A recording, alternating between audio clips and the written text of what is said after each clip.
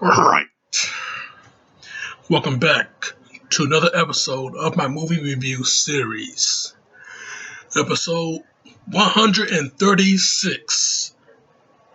Now, last week I said I can come back and do a holiday film. Arguably, this is a holiday movie. This is a Christmas movie. Die Hard, 1988. Bruce Willis. No, this movie was Bruce Willis's breakout film, breakout role as far as him doing film is concerned. This was it. Right? This was because he was doing TV for long while. He was doing TV beforehand. I mean, he was on a show called Moonlighting, which was still on at this time. But yeah, he was doing TV, and then next thing you know, he do this movie right here, and this big summer blockbuster that has been duplicated ever since then. And yeah, this movie, man, Die Hard, 1988, this one set him up for life. And yeah, he became one of the biggest action stars that was not Sylvester Stallone or Arnold Schwarzenegger. So yeah, this movie right here, Die Hard, 1988, starring Bruce Willis and Alan Rickman, the late great Alan Rickman, and we got Alexander Godunov, Bonnie Bedilla. Bonnie Bedilla. Yeah, and a bunch of others. But yeah, I tell you though, man, this movie though, man, it's just like I said, this is the big summer blockbuster that did not star Stallone and Schwarzenegger, especially in the 80s to late 80s. Man, how cool is that? You got somebody else jumping in, taking over. Yeah, he took over. It was a takeover, Jack. Not even a hostile one either. It was a takeover, though. Yep. Low budget, too. Like, what, $28 million for the budget? And then, the box office came in, the big numbers came out, and, big numbers and big dollars. Big numbers equals big dollars. So, yeah, this movie, it's just, it set everybody up for life, John McTiernan, he did this movie, and then he came back and did the third Die Hard film, But yeah, it set Bruce Willis up for life, he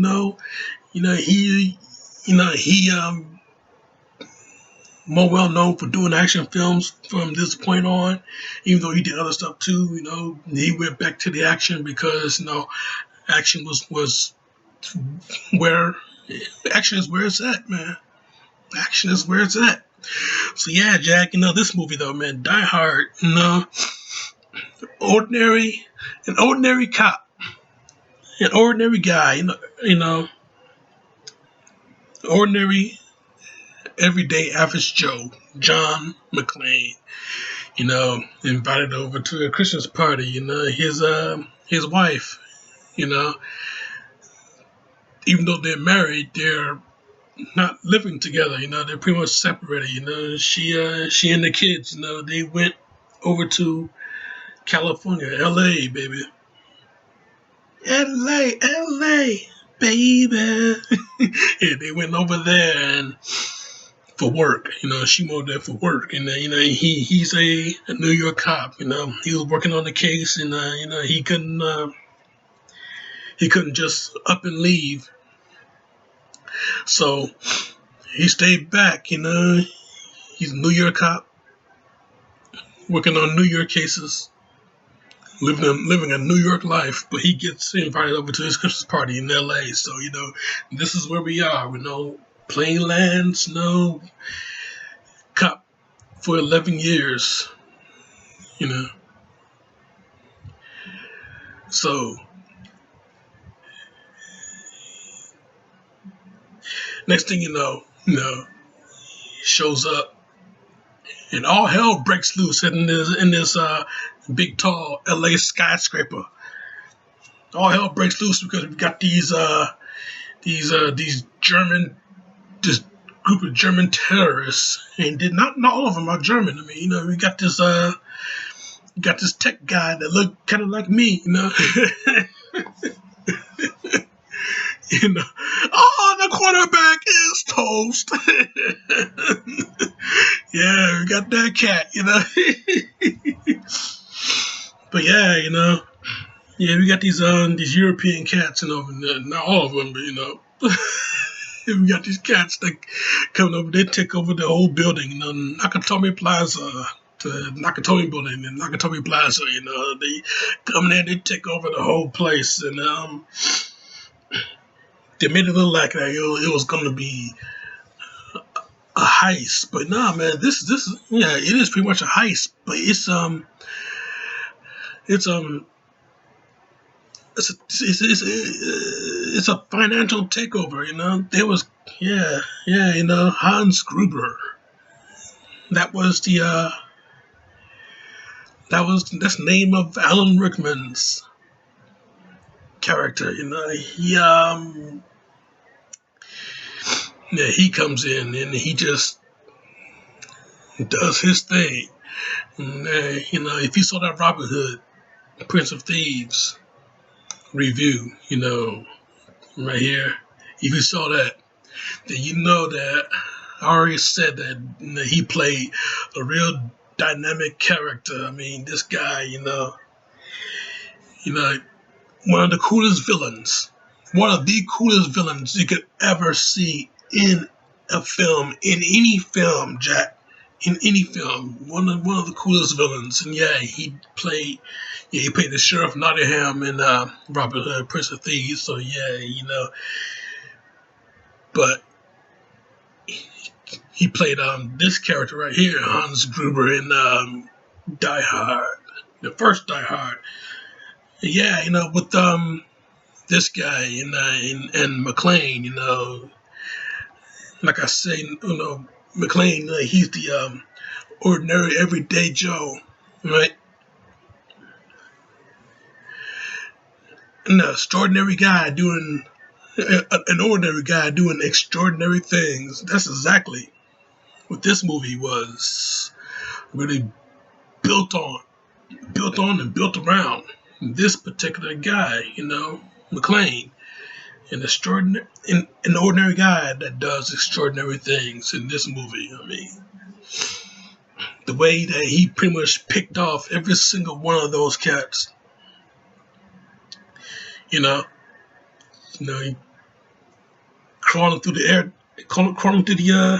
air ducts, knowing what a TV dinner feels like now. Yeah, now I know what a TV dinner feels like.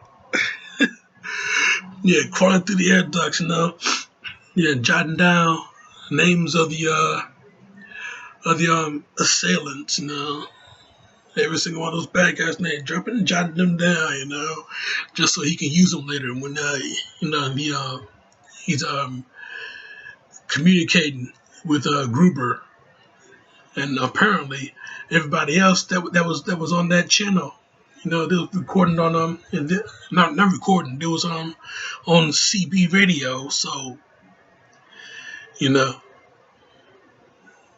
anybody that was on that channel, you could overhear anything that was being said. Any conversation, especially the one between McClane and the cop standing outside, pretty much working this case, even though he was on his way home until a dead body dropped down his car. Next thing you know, the bad guy started to shoot up his car, turn it into Swiss cheese. So yeah, now he's out there. He's stuck outside while John is inside, handling all the work. But yeah, he's putting work in too. He's trying to convince, yeah, he's talking to John, trying to keep him calm because this is some real crazy ass shit that he's involved in. I mean, yeah, he can barely handle it alone. So yeah, he got Sergeant Al Powell outside, keeping him company. They're becoming pretty good friends as far as this entire saga, this entire story is going out. So this entire story is playing out. These guys, they're getting well acquainted, and he is helping out John, and then they had the same process. I tell you, man, yeah, the writing of this movie, the movie written by Jeb Stewart and Stephen E. DeSouza, you know, those guys, yeah, they did a real good job mapping out this entire story. I mean, yeah, you got McClane in there. He's dealing with these guys. He's getting beat up, and he's getting busted up. He's dealing with these guys, and his wife is in there, and he don't know where she's at because he's like someplace in the building. She's in the building as one of the hostages, and it was just chaos. The entire movie was just chaos, but it was like tight, close script inside. It was just crazy. It's an amazing movie, man. It's an amazing movie. A perfect 5 out of 5 already. And yeah, everything that was going on inside,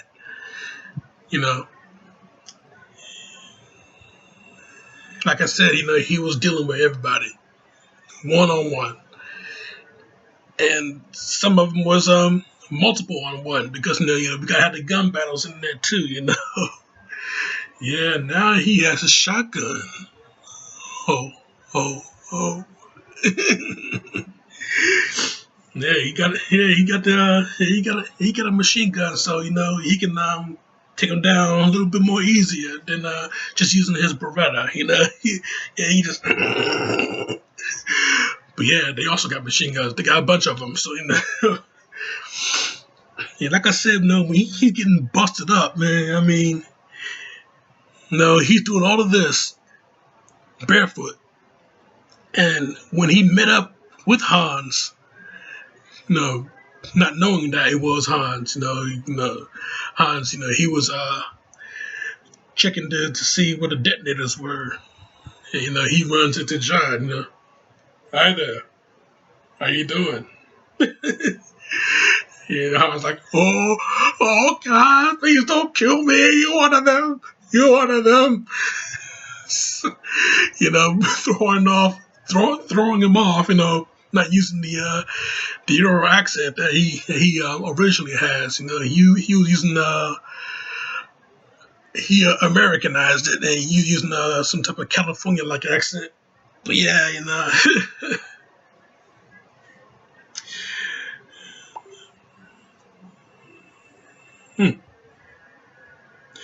But yeah, I tell you though, this was like I said, man, this is awesome. This was an awesome movie, yeah. But yeah, when he was when he ran into Gruber, they Gruber, and like he was one of the hostages that pretty much slipped out. So he was getting acquainted with John, and he using a fake name, a name that was on the registry of the employers, I guess. So yeah, he called himself Collette, Bill Collette. Yeah, know how to use a gun, Bill? Yeah, we got the combat wrench. You're shooting red paint. Yeah. Try for the real thing.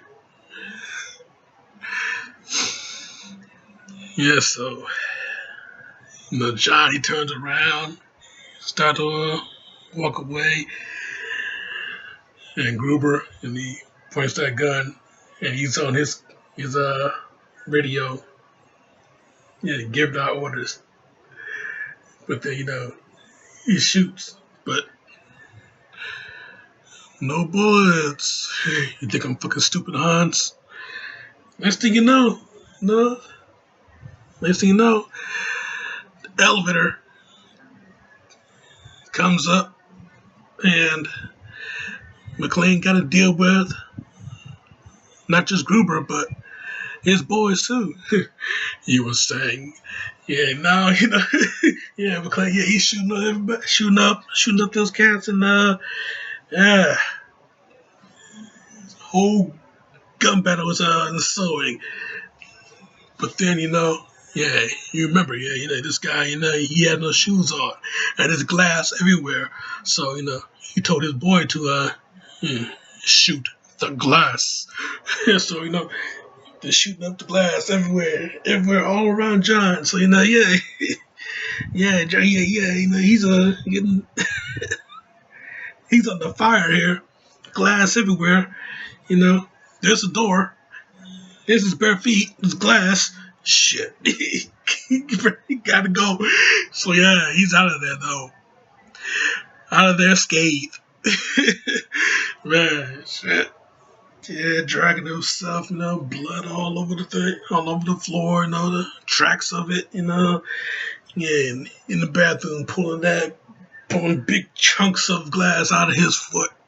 Oh boy, that's some brutal shit, though, man. Brutal shit, for real. But yeah, I tell you though, this movie though, like I said, man, 100% amazing, man. You just can't really you can't really pass up on it, You can't really pass up on it. And yeah, this is a Christmas movie. I mean, it's set in Christmas, you got the Christmas, you got one of the Christmas songs being played, Christmas in the Hollis by Run DMC, It's Christmas time in Hollis Greens. It's Christmas time in Hollis Queens. Mom's cooking chicken dance, collard greens. Oh boy, yeah, I just butchered a classic. I know. Oh man, yeah, I tell you though, yeah, this movie though, yeah, it's awesome. It's awesome. It's awesome. And yeah, you get the other Christmas song that plays at the end of the movie. Let It Snow by Bing Crosby. Let it snow, let it snow, let it snow. Yeah, so we got that going there. But yeah, I tell you though, yeah, Die Hard. Yeah, one of the best Christmas movies out there. Unofficial Christmas movie. Even though it don't have the theme of Christmas, Christmas is the setting in this movie. So it's a great action Christmas movie. So yeah, that's why I set this movie right here in the in this holiday time. Well, yeah, lots of excitement throughout this whole thing. I mean, yeah, the big ending. The big ending when McClane meets up with Hans again for the last time, and Hans got McClane's wife, gun to her head, Hans! Hey, honey.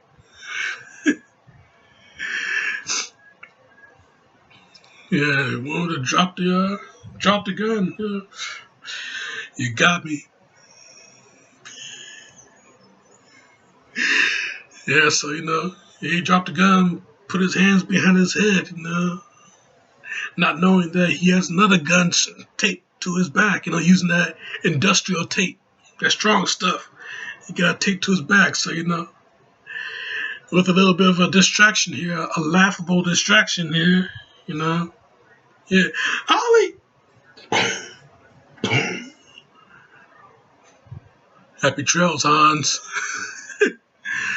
Yeah, but yeah, Hans, he ain't gonna go by himself. So he grabs Holly. He falls back right through the window.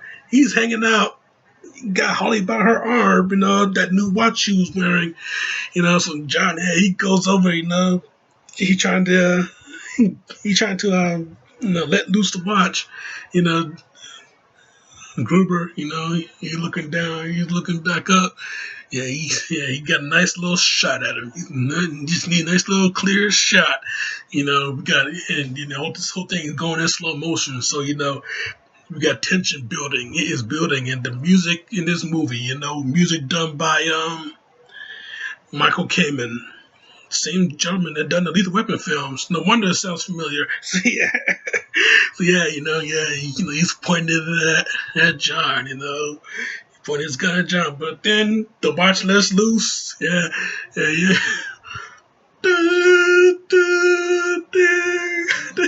Yeah.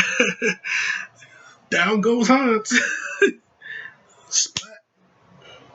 Mm. But yeah, I'll tell you, like I said, amazing movie, excitement all throughout. One of those movies that was 100% duplicated but never imitated. One of those movies that was 100% imitated but never duplicated. That's the phrase. Yeah, it was imitated a whole bunch of times. I mean, oh boy, a lot of movies in the '90s that came out. And you had like different versions of it. Cliffhanger was pretty much Die Hard on a mountain. Passenger 57 was Die Hard in a plane. Under Siege was Die Hard on a boat.